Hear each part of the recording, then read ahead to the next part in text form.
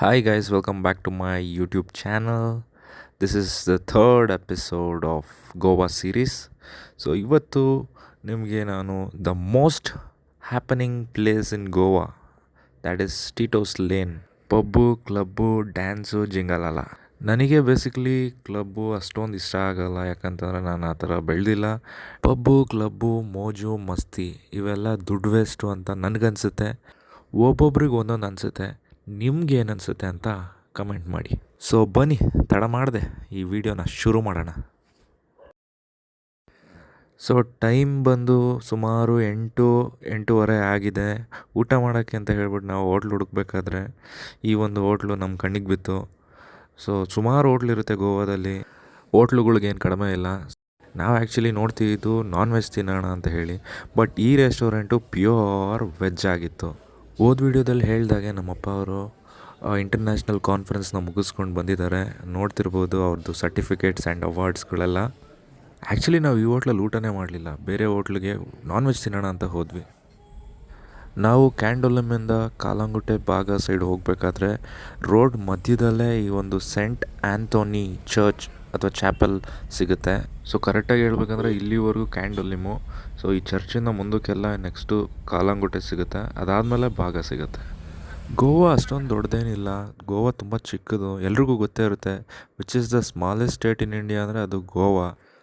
ಗೋವಲ್ಲಿ ಏನೇನಪ್ಪ ಇದೆ ಅಂತ ನನಗೆ ಕೇಳಿದ್ರೆ ನಾನು ಹೇಳೋದು ಬೀಚಸ್ಸು, ರೆಸ್ಟೋರೆಂಟ್ಸು, ಕೆಫೆಗಳು, ರೆಸಾರ್ಟ್ಗಳು, ಡ್ರೈ ಫ್ರೂಟ್ಸ್ ಅಂಗಡಿಗಳಂತೂ ತುಂಬ ಇರುತ್ತೆ.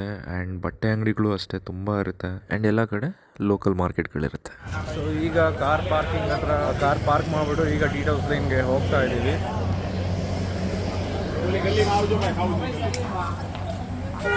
ಸೊ ಇದೇ ಟೀಟೋಸ್ ಲೇನು.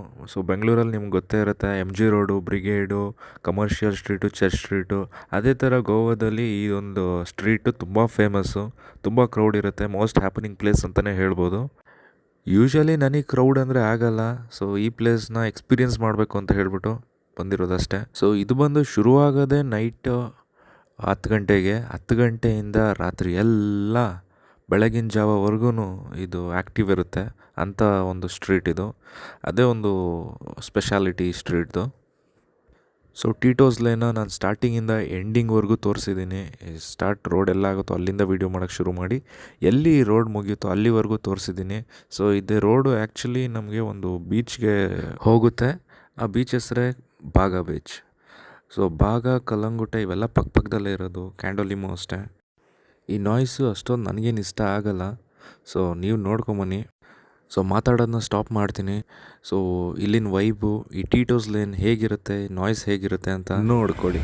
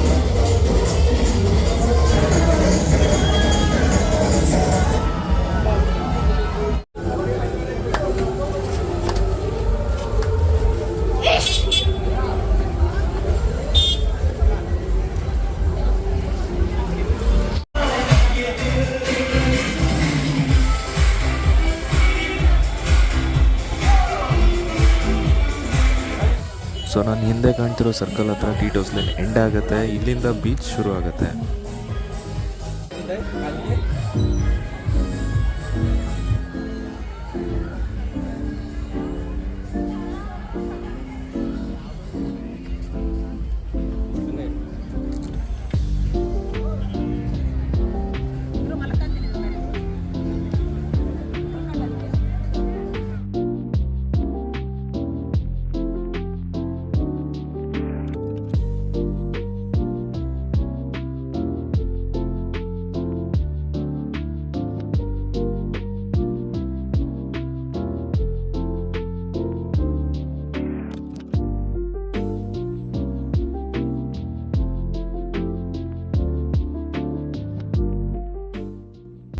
ಈಗ ನಾವು ಕಲ್ಲಂಗೂಡ್ ಬೀಚಿಗೆ ಬಂದಿದ್ದೀವಿ. ಇಷ್ಟೊತ್ತರೆಗೂ ಟೀಟ್ ಹೌಸ್ ಲೈನಲ್ಲಿ ವಿಂಡೋ ಶಾಪಿಂಗ್ ಮಾಡಿ ಕೆಲವೊಂದು ಐಟಮ್ಸ್ ತೊಗೊಂಡ್ವಿ, ಕೆಲವೊಂದು ಐಟಮ್ಸ್ ನೋಡಿದ್ವಿ, ಖುಷಿಪಟ್ವಿ. ಆ್ಯಂಡ್ ಈಗ ಕಲ್ಲಂಗುಟೆ ಬೀಚಿಗೆ ಬಂದಿದ್ದೀವಿ. ಬೆಳಗ್ಗೆ ನಾವು ಹೋಗಿದ್ದು ಕ್ಯಾಂಡೋಲಿಮ್ ಬೀಚಿಗೆ. ಸೊ ಈಗ ಕಲ್ಲಂಗುಟೆ ಭಾಗ ಮೋಸ್ಟ್ ಪ್ರಾಬ್ಲಿ ನಾಳೆ ನೋಡ್ತೀವಿ. ಸೊ ನೋಡ್ಬೋದು ಕಲ್ಲಂಗುಟೆ ಹೆಂಗಿದೆ, ಎಷ್ಟು ಜನ ಇದ್ದಾರೆ ಅಂತ. ಇದೇನಾ ಕಲ್ಲಂಗುಟೆ ಭಾಗ ಅಲ್ವಾ?